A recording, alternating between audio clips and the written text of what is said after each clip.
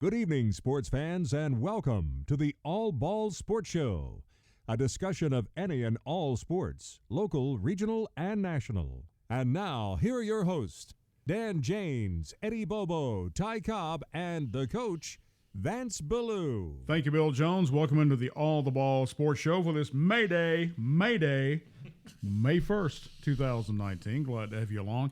We're going to kind of make this the swan song for our beloved coach, Dan LaFond, who, as of graduation, I'm to assume. I got my rugby shirts and I got, 7 T-shirts and everything I need. But you're still teaching. Still teaching. Yep, going to finish out the school year for the most part, and this will be it. This is the swan song. Well, I thought I need to have you in before the end of the season. Okay. Because chances are, by the time that we stop our program for the season, you guys will probably be into the state tournament. Yeah. At least that's what we're hoping. May 11th. That's the day. State championship. So how are the girls feeling about this? We've just murdered everybody in the conference. I know. 6-0, 355 points scored, 55 allowed. I mean, it's every single game has been just one-sided. But let me point this out, and I don't want to interrupt you, but let me point this out. Eddie and I have said, it looks to me like the majority of the folks who are playing rugby right now do not want to play us. They don't. And you know what? I've seen them. I've seen these teams play other teams, and they play other teams way more aggressively. But when these teams see us walk off the bus or walk out of the locker room, and there's 60 of us, and we got size and numbers, etc., it's like they've already beaten themselves. They just look at us and go, "Oh, geez, well, that's the returning state champion, so we're probably about to lose." No more evidence than when we played Ravenwood last week. And Ravenwood's always been a great team, well coached, and their coaches, who we're good friends at this point. They know that their girls look at ours and go, "There's no way we'll win. There's no way we can beat those girls." So much of it is psychological in the beginning. So it's not a single game this year has been close. We've had close moments. Spring Hill has come miles from where they were last year, and really gave us a hard 2 to 3 minutes in the first, opening match. But that's it. But again, and I tell the girls, ladies, you gotta understand, this is not normal for any sport. Yeah. To only have, close moments and never even a close half or a close game, to not allow somebody, and the points that have been allowed, I mean, most of those come from when the JV goes out. So, our true varsity has probably been scored on maybe 3 or 4 times the whole season. And then the JV has played at least every half, every last half of the game. So, when we... But you have pulled the varsity out before that, half. Oh, yeah. Oh, yeah. Several times. Almost every game. Yeah. Now the Spring Hill game, we did keep them in the entire first half because, man, I'm just really excited about that little team. It came out very aggressive, especially on their bigger girls, their forwards. They were they were in sync. They were doing a great job, very tough defensively, and I was excited about that. And of course, the girls were, they didn't go into that game very as serious as they should have been, and it was a great lesson. It was a great situation to have because we can't be like that this weekend or next weekend thinking, we got this and we'll be fine. So. It was good. It was a good experience. Well, it was for about 2 or 3 minutes. And exactly, and then it was, and then you're gone, and then And Ravenwood's similar. 5 to 10 minutes where we weren't walking all over them, and after that 10th minute, it was just score and score and score and score. But we're talking a minority of the time, on our heels. But you've got the reputation now for being the coach that ran up the most points that have ever been scored in Lindsey Nelson Stadium history. That's pretty awesome. Any sport. Yeah. So because we're looking at 99 on the scoreboard. We said the same thing last year when he scored 70. Right. Something. Right. Yep. And then this year when you hit 101. And that was, that was McMinn, right? Yeah, that's the big big team from the East, who was the 2017 state champion. And there's some big girls on the team. I drew out the schedule at the beginning of the season, and I circled McMinn, and I said, all these other teams are dress rehearsals, and that is the show right there, because that is one of the that will be one of the strongest teams this year. And so, again, gave us a good fight the first couple of minutes, but we were up like 41-0 at halftime, and I was like, I could put my JV kids in, but like this team is just the kind of team where once they get rolling, they're hard to stop. So I was very cautious with the JV players that I put in that game, and so I kept most of the varsity in. Right. Certainly wasn't our intention to run up the score, that kind of thing, but it just got to a point where it got away from us, and I really, because I've been there, I've been on the other side of it, and we've never had 100 points scored on us, but we've had the 16, 17, 80-0 games, but it was just kind of the thing where we were so excited to be playing well against a great team, and then before you know it, it's 70-0, and then you're trying to run your JV kids in, and even your JV kids are scoring.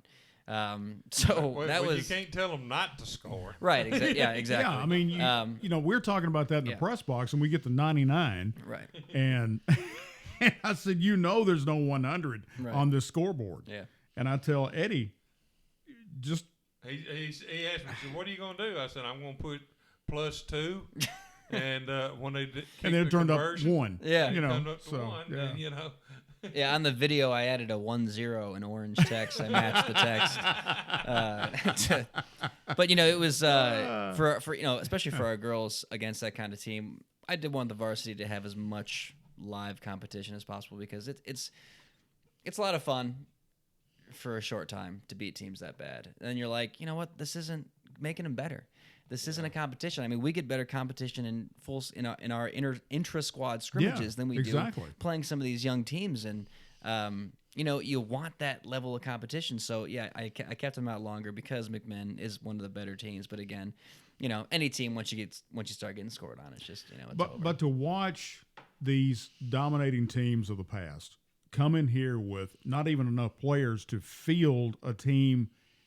If they get one or two hurt, right, then you have to call the game. Yeah, and to be perfectly honest, McMinn was down. They said 5 starters, right, which really makes sense. I mean, they're really a better team than 101-18 or whatever it was that it showed. Sure. And they're very well coached and they're very disciplined. They're very sweet kids, actually. But they were down a few starters. There's your problem. Yeah, right, exactly. Yeah, you're too nice. You're too nice. So certainly wasn't the team that we'd be playing if they win this coming Saturday. And I think that they really do have a shot to win because they're such a disciplined, good rugby team. And when we saw the Memphis players in Orlando, these Memphis players, they got great size, they got great athleticism. They're really great individual rugby players. Right. They're really not a great strategy team. So, when they went to Orlando as Memphis Inner City, kind of an all-star team, they lost every game until the end when they played the USA South team, and they beat those girls. And it was just a matter of strategy and teamwork. And so I'm very eager to see when McMinn Tribe and Freedom Prep Academy come to Columbia on Sunday, May 5th. I'm really intrigued to see just how those two teams play each other because they are as polar opposite of the rugby spectrum as you could get. So I'm pretty excited to see that. How do your girls get fired up before they step off the bus? Now, they come off the bus with an attitude. They do. Understand. First off, we are walking attitude. I mean, it's not like you got. I mean, the confidence. It's dangerous confidence at this point, right? I mean, you got Adriana who's going to come off cocky anyway because she's big and she's good. Every one of our forwards. I mean, every one of our forwards. Like I said last year, like not a weak link, right? Right. Every one of our forwards is a powerful player who can carry, catch, pass. Like, they're just tough kids, and they're hard to tackle. They're hard. They don't miss tackles. They hit you hard. I mean, they walk around like they're, stuff doesn't stink, and they've kind of earned that, right? But we're not done earning it yet, and that's what I, got to keep them in check. We did 90 up downs on Tuesday. Wow. And we started the practice with 40, and it's just on the days that we tackle and ruck. We're hitting we hit the ground to get our bodies ready for physical contact because we have full contact practices because you need that. Mm-hmm. So I'm like, all right, let's get them chopping, and they know up downs are coming. So we got to 10, and we got to 20, and we just kept going. And we did 40, and then we did 40. We did 50 more throughout the practice, and the whole point was to test them mentally, to punish them for something that existed or didn't exist, to try to get their frustration out. To just try to get them to show frustration and then call them out on that because Saturday against these teams that are very physical and very violent, and not violent like dangerous, but violent like hands to the face and getting hit in the throat and stuff, their mental strength is going to be tested. So that was what yesterday was all about, doing those 90 up downs and punishing them. And so it's very important because it's easy to get cocky. It's easy to get overconfident, and that's dangerous for a team. Well, I want to give a shout out, and I want to do this because she wanted to play so bad, has wanted to play since her injury, and Beth McDougal. I'm telling you that young lady has heart. It broke me in half. We went to Riverdale, which Riverdale's a bruiser team. They're a brawler team. They are sloppy and reckless, and it's dangerous. And I knew, that night Nicoya and Hanaya were kind of coming off some Vegas bumps and bruises, and I was like, you know what, we don't need you for this, for this match. And it was exactly what we thought it would be. And of course, McDougal, gets a pass, and it wasn't even like a dirty play or anything, and she just fell on it wrong, and just broke me in half because that kid from a freshman year to senior year has just been a worker. And, she was never a starter, and she just never fit into any one position. Then boom, we put her at hook, and which is our ball distributor, kind of like our quarterback with the forwards, and just has a phenomenal pass and was just killed it until Riverdale. And then Lexi Vance stepped up and took over the hooker position and is doing a good job. But, McDougal, man, I mean, she was last year the player that played that position was Giovanna Hernandez and played it perfect. And I was like, you got to do exactly that. And she did. And she's just that kid that says, yes, sir. And, you tell her to jump, she says, how high? And, it's the kind of kid where rugby is going to go away, but the respect that I have for them won't. And that will serve them much better in life. And she's just one of those kids. So, yeah, big shout out for sure. I like the McDougals. Yeah. Oh, great family. Good family. I've obviously heard about the fire, and we wrote a $2,400 check to them because of the giving from everybody on Facebook. So that was really, really sweet. And they're good people. And to Bria, like I said in the post, she's always there. What can I do? What can I do? I mean, she gets mad when I don't respond. Oh, she is the concession stand. Yeah, seriously. When we travel, when we travel, she's got snacks. She's got cover for us. I mean, she's always got my sunscreen. Just a tremendous family, and nothing but love. You're gonna miss all this. I'm gonna hate it. You are. People understand. I mean, the only reason I could go is for family. Yeah. And, both times. But you're leaving this family. I know, but both times that I moved back to Michigan, first with the big truck, then with the trailer, both weekends snowed. Oh, man. First week of April, 3 inches of snow. April 30th, an inch of snow. Welcome home, Dan. No, seriously. Yeah. It was like Michigan was like, hey, did you miss us? No. Yeah. And, I have every reason to spurn the state for its climate, and I'm gonna. But snowmobile bought. Yeah, no, seriously. I mean, it's I really do enjoy winter sports, but not as much as I enjoy anything else about snow. But not in April. So, but what I do know is that I'm gonna be involved, and the first year, maybe the first 2 years or 3 or whatever, I'm not gonna teach in Michigan, not at first, and I probably won't start a rugby team at first. I really want to see the class that I know kind of finish out. Adriana Langley, you mentioned earlier, she's a sophomore, right? That's a kid that can play college rugby, maybe professional rugby. And that's the kind of kid where I want to stay involved. And really, there's so many of the kids there, and they have such a strong. I'm very excited for the future for them because they really have a strong JV freshman sophomore class. And so I'll be back. So I'm gonna work for my my brother's having a baby girl in June, and he owns a Anytime Fitness in our hometown. So I'm gonna run that while he plays daddy daycare, which is gonna free me up on the weekends. And I'm gonna be down. You're gonna see me, and I'm gonna take a real backseat role and let Coach Binkley do his thing, and be around and help them kind of take off. So yeah, I'll be back for sure. The nickname that I would give Adriana is Bulldozer. Bulldozer, I like that. I'm telling you, man, She's a dozer. because we watch her when we watch her from the press box, we go, here it comes. Right. Here it comes. You can't tackle her. She and Kamani Knight are Yes. two of those players where Yes. you can't take them down. I mean, they're the Incredible Hulk. Yeah. I've watched both those players be wrapped up, and then the players around be like, all right, cool, you got it. And then they don't got it. And then they get away and they go through. And, for both those girls, they just got to watch their hands when they go into stiff arm, et cetera. But, Kamani's a junior. Adriana's a senior or a sophomore. I mean, you've got so much talent already starting, and then you've got so many girls coming up through the ranks. And, we got a freshman who's an Adriana Duncan. Her name's Anjanae Barner. She was a basketball player. And just lightning speed and natural hands, and she took to the back line really well, and she just has it. And it's just players like that coming up where you're like, man, this is, we're talking about a 3-peat and a 4-peat. The girls you have on the corners, if they ever get loose, they're gone. The wings. Yeah. They're gone. Yeah. Yeah. You put raw speed out there on the wing. And it's just fun to watch. I mean, it's cool, Look what the cat drug in.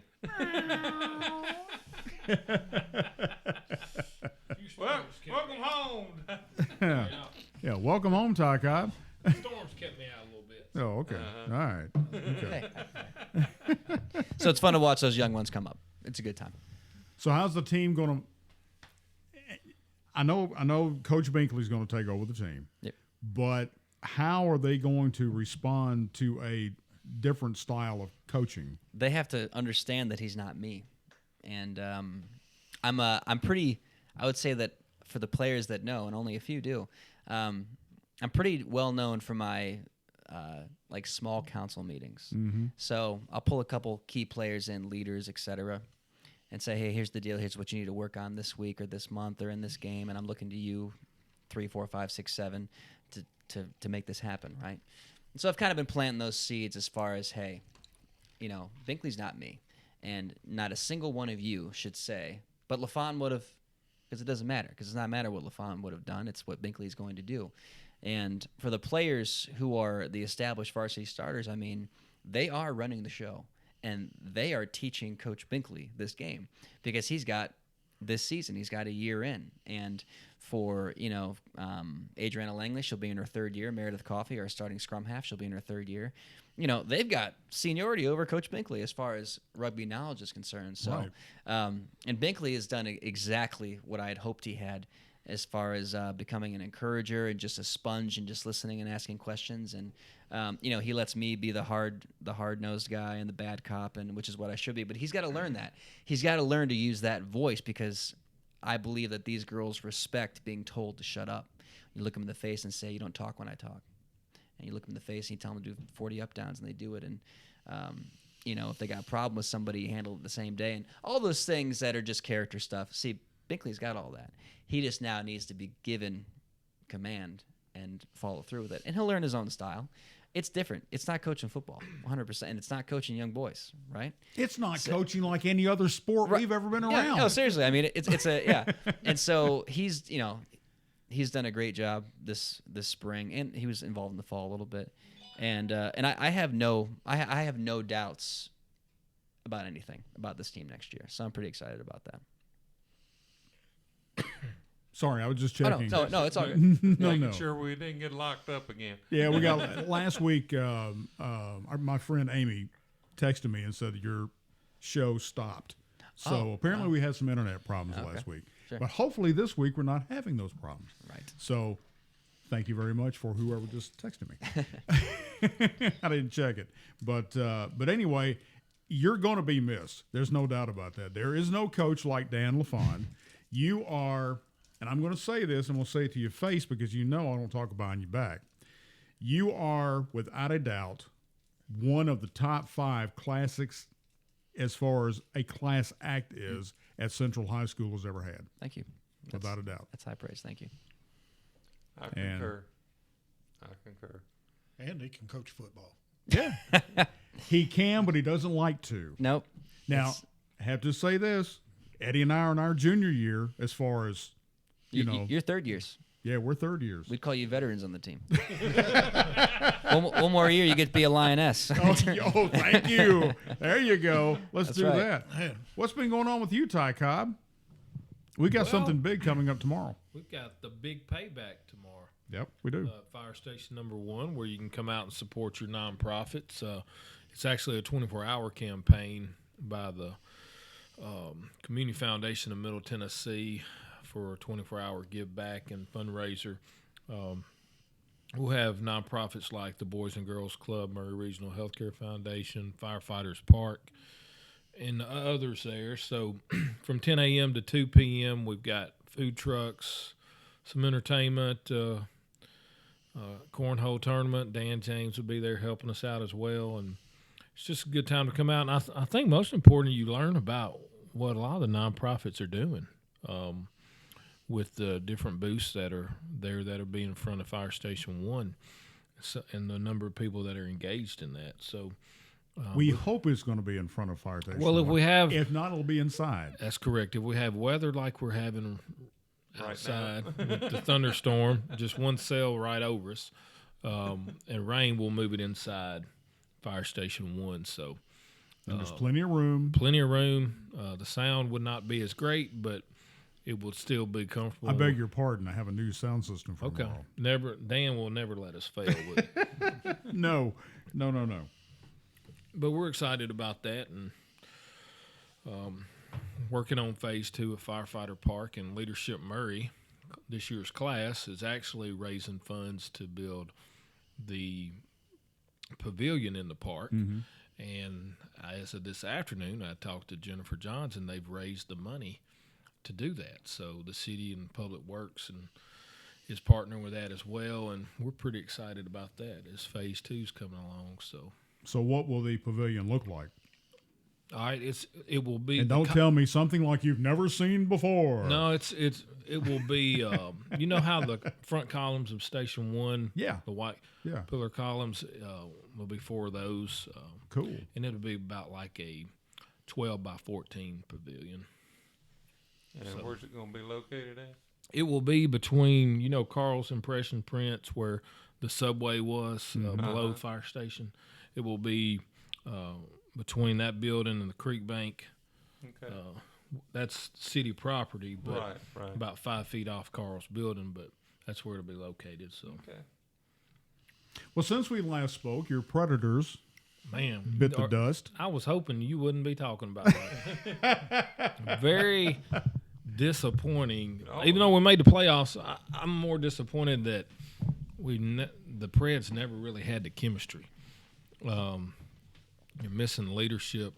They're missing something in that locker room, and on the ice, you could just tell it. I don't know if it's Mike Fisher or maybe not him. He's been retired 2 seasons, but there was just not. Well, he came back last year, though. Yeah, he did at the end, and maybe they needed that at the end. There was something missing. I mean, they've got and y'all all know what these- I'm talking about because you they've see got the all team. of these high-priced players and all of these so-called great players. They didn't gel. No, they didn't last gel year, on the ice. They didn't. And Pekka, bless his heart, He I'm took not a so sure beating, he's man. the answer. Well, He's probably, for the franchise they're looking at, he's probably got 2 years left, and there'll be a goalie change. I mean, So he's 36. He's more on the downhill towards retirement than he is for staying around. But I do think he'll retire in Nashville. But the Preds are going to have to mix a few things up during the off season. What about the NFL draft? Was that not a knock out of the park? 600,000 folks.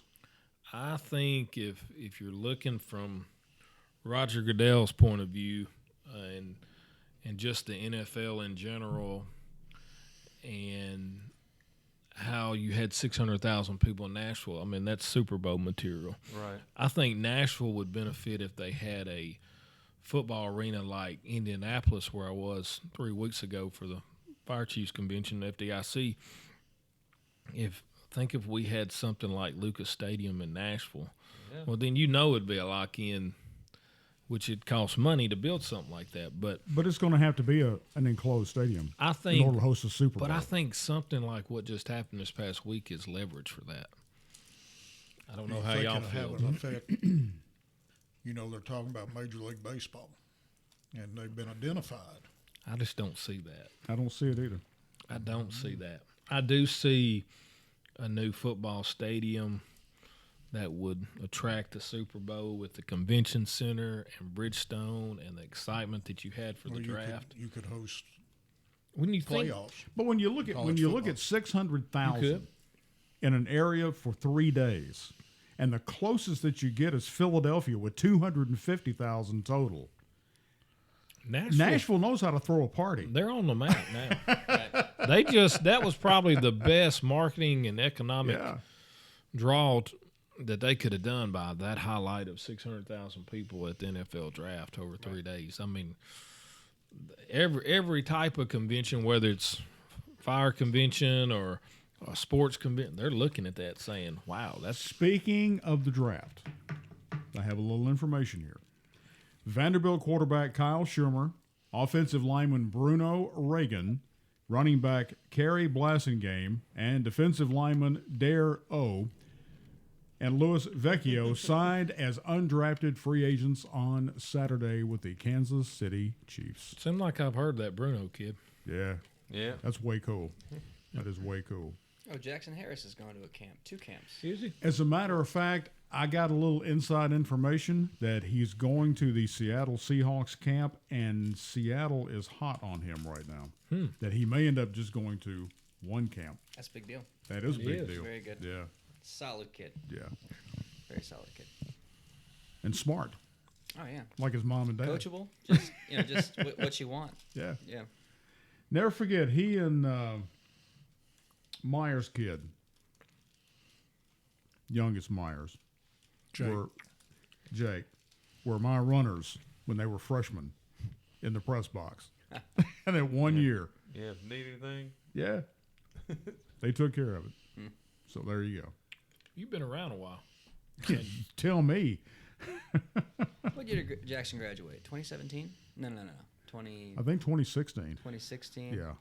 His freshman year was my first year coaching, but he was on varsity because Jackson Harris, obviously. Yeah. Yeah, they didn't let me have him. That's okay. I understand. But now, with that being said, no, you didn't get Jackson Harris. You got, as of this last week, you've got 60 of the best girls you probably ever had and a state championship title, Mr. Dan LaFond. I'm losing no sleep about football. Yep. Quite blessed. Now, give us an idea who the team is again that you're playing Saturday, and you're playing at their house, right? Right. So Soulsville is one of the charter schools in Memphis Inner City, and they're one of only 2 Memphis Inner City teams, Soulsville and Freedom Prep Academy. Soulsville is kind of like the little sister team, very much like a Spring Hill. So, okay. Similar play style, not as many probably athletic opportunities, and a similar size team, 15 to 16 girls. So, they've got one girl who was invited to the All-American camp because her 40 time is just world class. Her speed is phenomenal, but her conditioning is terrible. So she gets one big run, and then she's jogging, speed walking. So, they're just pound for pound, 15 versus 15. They don't stand a chance. And I would say that anyway, but they literally don't stand a chance. So we can't go in there like that, though. We have to go in there and treat them like any other threat to us. But I hope to play a lot of players this weekend. So that's the goal. The team named Soulsville. Soulsville is the school name. So, yeah, Soulsville. But you're in Memphis and it's blues. Right, and all. yeah, I sure, mean, sure. you get it. I Yeah. mean, and inner city, I understand that. Yeah. But this is the best ball club that you've faced. That's Freedom Prep Academy. Oh, Yeah. well. So, yeah. No. That's who. No, to your team right now, this is the best team that you have to. I won't be able to answer that till Last Sunday. Truly. year's team was Yeah. was awesome. I think They that were awesome. I think that Ravenwood right now probably played us better than McMinn did, but I don't know that Soulsville is even on their level. I think that they're Really? Yeah, there's only 3 teams in West Tennessee right now. There used to be 5, but Germantown has a lot of great size, but they're young players, so they'll be more of a threat in 2 to 3 years probably. But when you play a team that beats you, Freedom Prep Academy, every single time by 50 points, and then a team you have some competition, but it's low competition, it's just hard to improve. When you don't have, when we came up for 7 years, we played great teams because they had big numbers, they had good coaching, and that's an education for a young team. These teams, that's the tragedy, is that when you have a bunch of not awesome teams, their ability to compete is much lower. So Soulsville, not a Ravenwood, not a McMinn, I don't think. I'd love to say that on Saturday they gave us a heck of a game, and we had to fight to win, and that'd be the first time we've done that in just about 2 years. So I'd like to say that's going to happen, but I think that we're going to dominate and play our game and do what we do. So But if you go and you beat Soulsville, yeah, when? okay. And you go to Murfreesboro for the state championship, correct? No, sir. Are you ready? You sitting down? Yeah. Port Royal Park, Spring Hill, Really? state Really? championship. 20-minute hop. I'm very excited. Wow. So essentially, the state leadership, we had this conversation in the 7-state championship. The Murfreesboro venue is run by their rugby club, etc. It's very restrictive. There's useless fences between all the fields. Like, who are you keeping out? Yeah, right. Yeah. It's not the Middle Tennessee State football team. They're very restrictive with concessions and food trucks, and it's just it's like running a tournament with handcuffs on. So they were, and parking is atrocious. It's very atrocious. I mean, you're talking like a tiny lot of like 40 spots and then side streets. Very, very bad.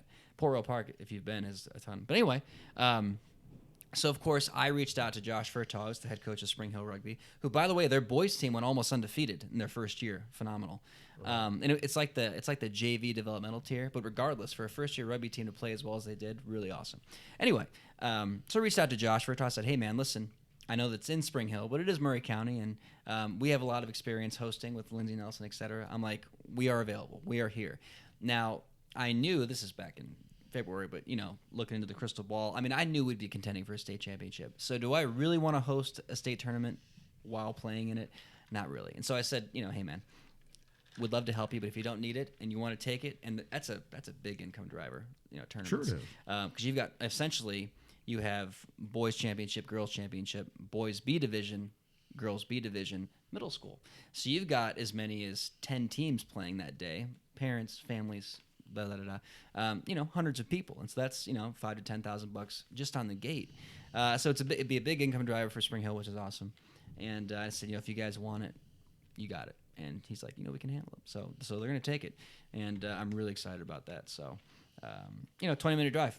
Well, if we go this year, I want Bria to bring me some sunscreen. Last year, she's got it. Last year, we got toasted. Yeah, it was the first game where where a referee said open substitutions, because in the regional and state championship games you only get 5, you only get 10 subs. In our games, you see we do full platoons, 15 kids off the field, but at state we only get 10, and what that really means is we get 5 subs. 5 reserves come in for the starters, 5 starters come out, and then 5 starters go back in. So we'll see what happens this year with the heat. Honestly, I'm more worried about the storms and rain, etc., than I am about the blinding heat. But you never know Tennessee in May, so we'll see. No, dude, worry about the blinding heat. Yeah. Jeez, Right. heat last year was just. Shoot. We We was look gonna, like 2 lobsters. Yeah, and then had to park 14 miles away to get there. right. Here's something interesting that we found on the internet today. After being discovered along with more than 100 other vintage trading cars inside an old piano, a 1916 Babe Ruth rookie card sold for more than $130,000. Whoa. Yeah. Inside a piano. For many years, Ruth's rookie card wasn't nearly as valuable as other items from fellow Major League Baseball legends such as Mickey Mantle. I had a Mickey Mantle rookie card one I time. did too. Ty Cobb and Shoeless Joe Jackson, according to the Cards auction website. In fact, Beckett Goodwin, the Cards auction house, estimated it would sell at half the price that it eventually went for, per the New York Post Jordy Lippett McGraw. The same Ruth card in better condition went for $38,000 in 2009. Dang. So, if you got one of them rookie cards out there, go look through your collection now. Yeah. It'll be in the old tobacco The box. thing that makes those so valuable, though, is the rarity of them. It's not so much the condition, but true. yeah, I too had a Mickey Mantle rookie card, along with several others, and I was in high school at the time, and I come home, and I had all my baseball cards done by teams, and I had each team in a shoebox, had it labeled on the outside which team it was, and then I put them shoeboxes inside of a paper towel box, and I had them up in the attic along with some pretty classic comic books. Well, I come home from school, Mom and Dad are cleaning out the attic, and at that time you couldn't give this stuff away. Mm-hmm. There was no market at all for trading cards or comic books or whatever. Yeah. Well, I come home from school, and Mama asked me, says, "What are you going to do with all this junk?" I said, "Well, is it in your way?" She said, "Well, we could use the space." I said, "Okay, there's your answer." Well, fast forward a few years to when my son got, I guess, around 6 years old. He decided he wanted to, start doing sports cards.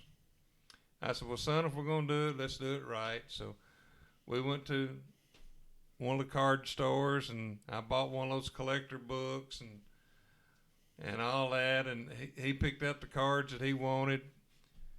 Come home, he starts going through these cards, and I start looking at the book. And I flip over and I look at what the Mickey Mantle rookie card was worth. And I saw a few more people that I had rookie cards, what they were worth.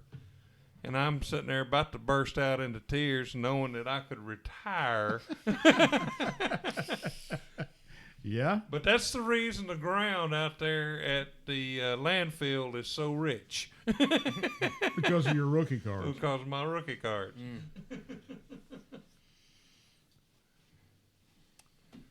But stuff happens. Yeah, it does. Now he's going to put it in. See, he's playing the part of pizza man tonight. This oven over here actually works better than the other side's oven. Oh. So. I thought for a second we were going to have flowers. You got the Doris Flowers and Gifts sign out there. No, Doris is one of our sponsors. Yeah, well, usually that's the True Love's sign. Well, I know, Yeah. but True Loves no longer exists. By the way, it is DB's Beats and Eats. Oh, Or really? Eats and Beats. Opened they yesterday? changed. Yeah. Did it up? Yeah. Eats and beats. Yeah. Eats and Beats? Eats and Beats. Like Is Glenn music. working for him? Yeah, like helping music. Okay. He's getting them started. him? Okay. From my understanding, that's the information I was given, and he's getting them started. So, So this guy bought it from the True Love family? yes, he did. And they changed the color combination on the outside of the building. Right. Changed it to DB's Beats and Eats. And my understanding is they're going to expand the inside of the restaurant, and they're going to have live music venue and kind of doing what everybody else is doing here in town. Sure. Which is fine. Yeah. No problem with that. But my best tool. Yeah. Like Glenn a lot. Real nice guy. Yeah. Real good to us. He is. He's very, very good.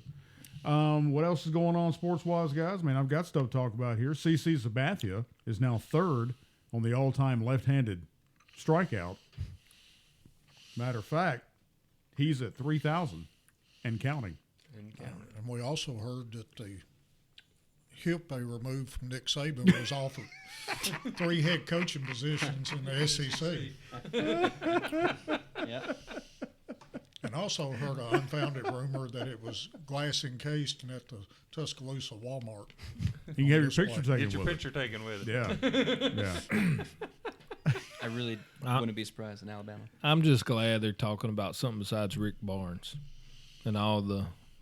Controversy. I mean, the media has nothing else to talk about. So But, that's Knoxville media talking about that. They're the ones blowing it all up. I mean, they should be happy the guy's staying. he's still our coach. That's why I'm happy. And quit giving him a hard time about the fact that he tried to get a better job or a more lucrative I think what job. they're ticked at is because they had to give him a raise. He's making more than Coach Pruitt, Yeah. which I don't have a problem Well, with that. he's won more games than Coach Pruitt. That's true. That's true. I love Tennessee basketball. I always have. But He Because back you were a basketball player in high school at Richland. so I mean, I love the even sport. back during the Ray Mears. You know, I don't even follow I don't follow the NFL or nothing. Just college and. Well, years ago, I used to follow some NBA. I love the Jordan years and Scottie Pippen and Well, the Bulls. Yeah, so did I. I go further back than that. I go back to the West and Bill Havlicek, Bill Russell. I wasn't around then, and, though, you Eddie. know, I mean, and I can remember. Not our fault. And I remember when Kareem Abdul-Jabbar come into the league, he was known as Lou Alcindor at the time. So that's how far back I can go. And we can remember when UCLA won, like, Oh yeah, Columbia back to back. Let's hope. Yeah, couldn't be beat. Woodson was, At least you know how he made a dynasty out there. the Connecticut women's program feels during their Yeah, I mean, little heyday run. yeah, it's a good feeling. It's a little boring, but it's fun. I literally never thought that those words would come out of my mouth. Like, yeah, you know, Were you expecting better competition this year? yeah. I mean, last year, you know, on our big run, Yeah. right? We were playing Warren County, and I was like, okay, Warren County last year, you know, Yeah. they're beating us at halftime. Like, all right, we got it, you know. And then we're up 30-0 in 10 minutes. And I'm like, Yeah. and I said, are we that good?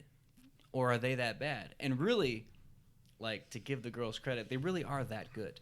Because But wasn't a little of both? well, I mean, here's the thing. For that team, you know, it wasn't like they graduated a bunch of seniors, right?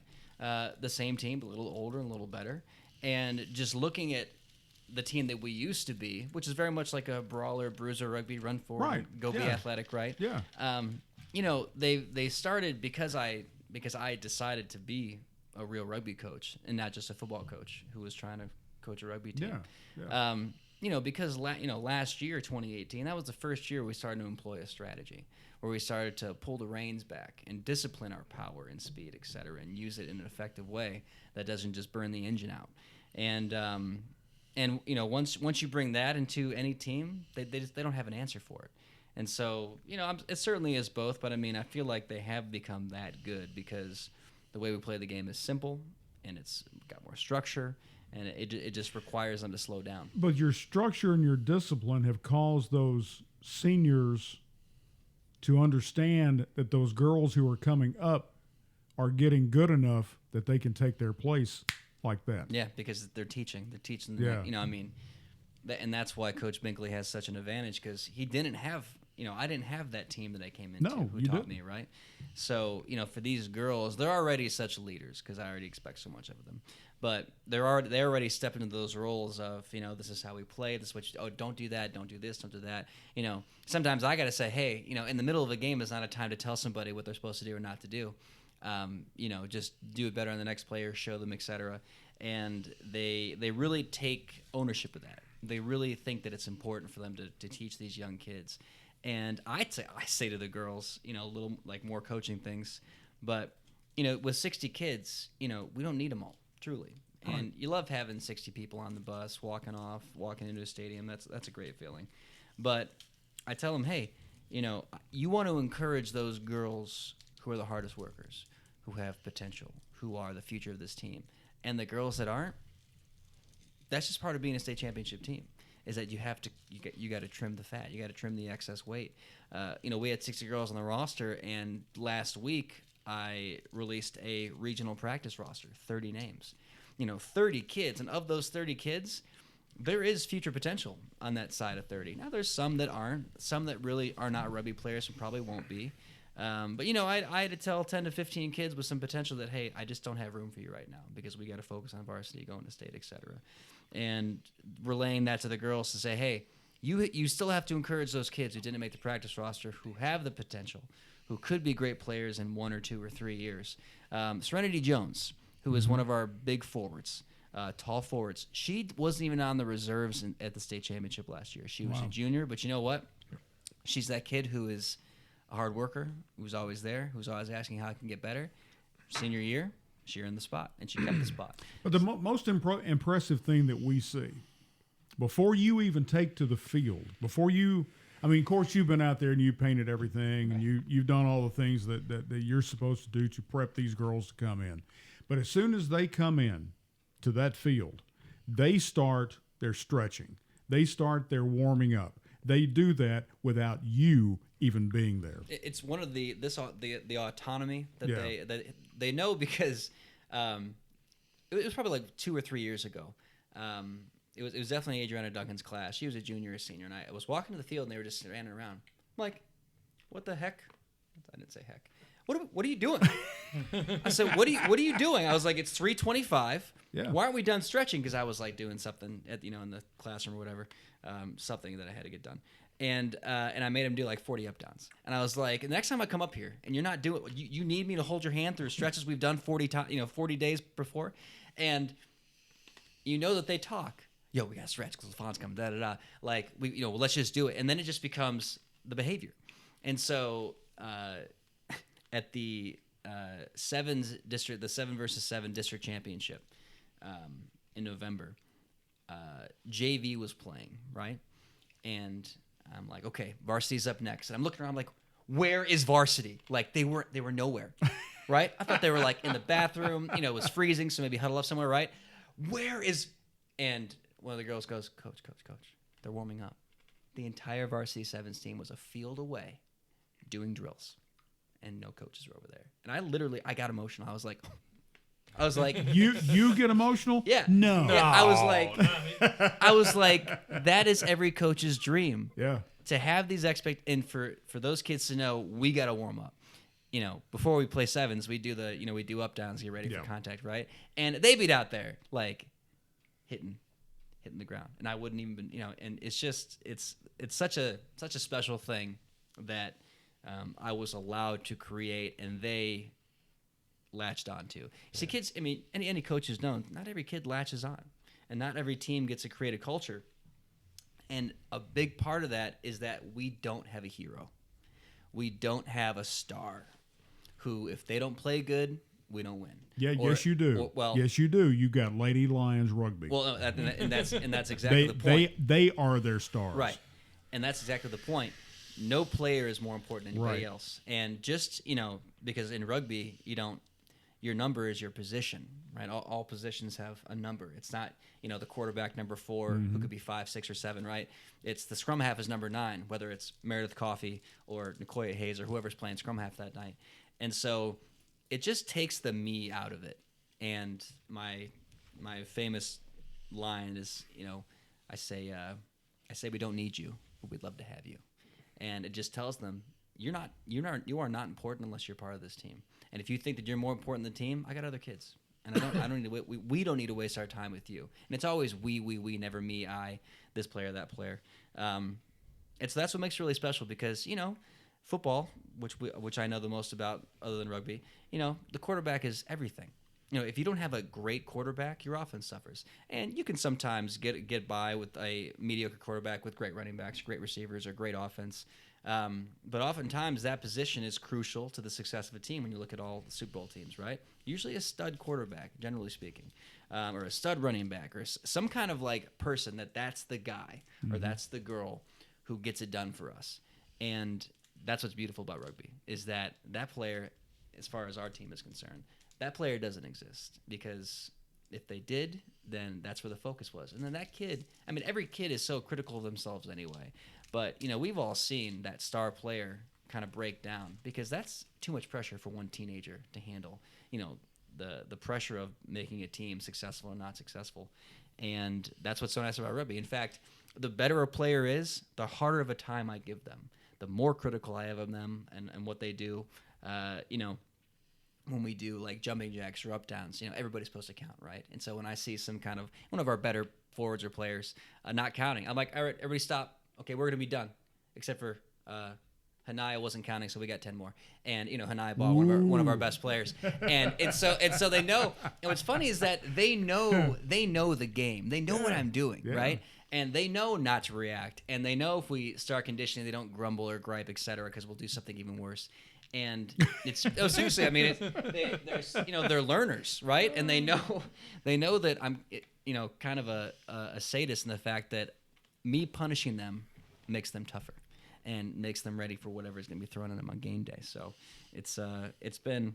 I miss the hell of it, man. Like and to say that you're not going to be emotional at the banquet is going to be understatement of the century. Oh, this is going to be. I'm going to have cameras there. We're going to have lights. We're going to have. I've been working on the film truck. We're going to have all that stuff. Well, I've been working on the the video I did, right? Yeah. So I've been working on that this last week, and it's hitting me. It's starting to really, I'm starting to get those nails in my chest, and it's gonna be a mess. The one thing I want these girls to take away, something I learned early in my broadcasting career, a very successful Nashville radio personality told me, He said, there's a difference between being cocky and confident.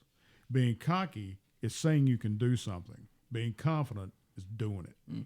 I like that. And that's stuck with me ever since 1979. I was -7. Thank you. I'm just saying. When I was doing my stint in Murfreesboro before I graduated from MTSU, there was a very famous Nashville disc jockey that came to work for the FM side of my AM side that I was program director for. And we got in the office one day and we got to talking. And he says, I noticed some of your disc jockeys are extremely cocky. And I said, well, what's wrong with that? Then he explained it to me. Yeah. Then he told you something. Yes, he did. He Taught you taught me something I've always learned. Well, how old were you in 79? Oh, gosh. Danny graduated in 72, so, you know. So you'd have been 24, 25? 79, Okay, 25. Yeah. I feel Because like I was 22. Yeah. your mid-20s is such a formative, like, for your adulthood, Yeah. right? Because you're not a kid anymore, but you've got these expectations for your life that, you got to make something yourself. And this guy had been there. He had done that. He had the numbers in Nashville. He had the highest ratings of any radio disc jockey in Nashville. I feel like you really start listening in your 20s. Yeah. Like you think, man, like I got to produce. And these old guys and old girls that are giving me advice, I should maybe start listening. And I think you learn a lot. But anyway, you're going to say something. Yeah, I was going to say the one thing that always gets me at the rugby matches is just before to take the field when you huddle up and you start, your chant. We got that chant. Oh man, I tell you what, it fires me and Dan up. We almost want to come down there. When we look, I'm all about trying to be unique and do your own thing and not copyright. And so every, coming up the first 3 years, because I wrote the chant in the fourth year or third or fourth year, and every team, huddles up with their arms over and they do the crowd. I mean, I've seen 100 rugby teams do this and they go like, hit him hard. And like, it's all, they're just so, Doesn't have substance. They're like, they're like pop songs. Right. And you just insert your team name. Right. And I wanted ours to be of course different, but something that the message mattered. Right. And what they were saying was supposed to be a truth to them. Right. The chant is, I'm a Columbia Central Lioness. I am the killer. I feed the pride. Right away, we're talking about actual lionesses killing in Africa, right? Because the lioness's job is to hunt for the family, and the lion's job is to protect the den. Right. And so, I am the killer. I feed the pride. Of course, double meaning because I'm the killer, as in I have to be aggressive and go and make the kill or be successful. But I feed the pride literally means I am the pride of this team. Like, my success is the team's success, and that is how we are prideful, da-da-da. And, of course, lionesses feed their pride. I slowly stalk my prey, and I do not stalk alone, meaning you make decisions carefully, and you don't rush into anything. I do not stalk alone, meaning we don't go into anything alone. We only do things as a team. There are no heroes.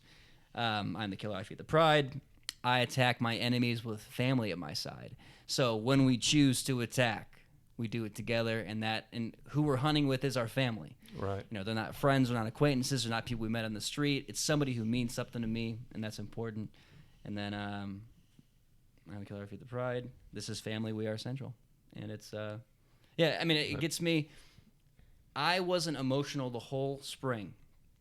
And then we were in the back gym on a really rainy day in January, like a week before the Jamboree. And I started teaching the chant to the new kids. I lost it. I was like, I'm gonna miss this. And then but dude, you got an ice cream shop. I got an ice cream shop. Yeah, you can eat your That's right. sorrows away. Could you imagine? Could you imagine if the Lady Lions had an ice cream shop? We'd have a smooth old machine, man. And I have not a single clue about how to run an ice cream shop, but I didn't know rugby 7 years ago.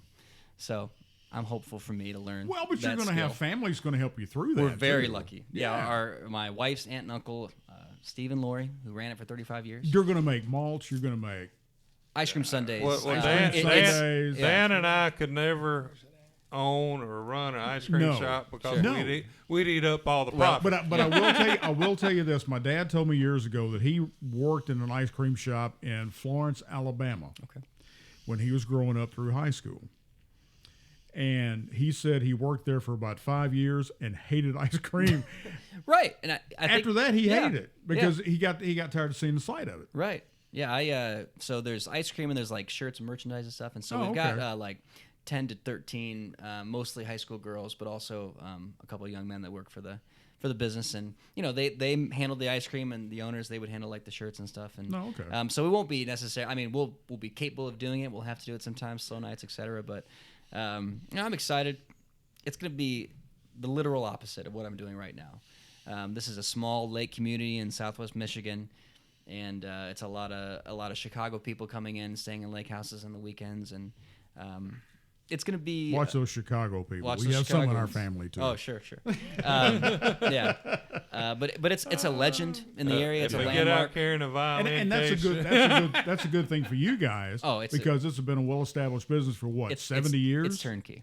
Yeah, I mean, there's no establishing clients, and it's going to be a lot of handshaking and meeting people and Yeah. forgetting names and just becoming the owners. And Allie and I, my wife and I, are going to work every hour we're open. And this then after summer. a while, he'll forget about all of us down here. Oh, and, yeah, it'll be all yeah. ice cream and shirts, and I mean that's I'll what it be- is. And At least I'll be down here for 3 more years, at least, as much as I can. So till you get your seniors through, till I get my freshman. or now, your yeah, freshmen, yeah, they will exactly. be seniors. But at I that mean, time. again, it's how do you?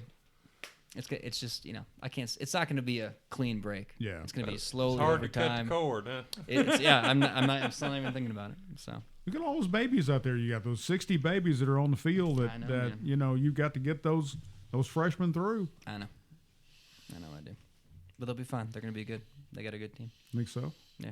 Ty, you got anything? Nothing. Well, nothing. Nothing. Nothing. Big payback tomorrow. Big payback tomorrow, 10 a.m. to 2 p.m. Yep. All right. Chip, you got anything? Nothing? Kind of the same way. Well, It's just There's just not much to talk Congratulations. about, is it? we're proud, Just- well, I got plenty of stuff I'm here. just I've got kidding. all kinds of stuff. proud that Congratulations, Bruno signed.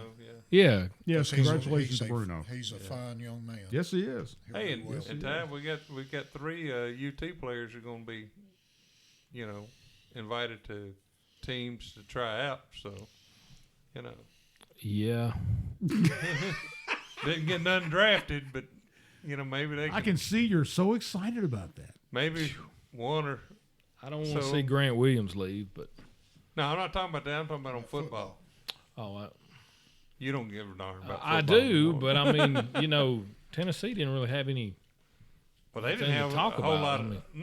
No, they didn't. So But I don't know. The draft, I think it was great, but sometimes the best players don't produce.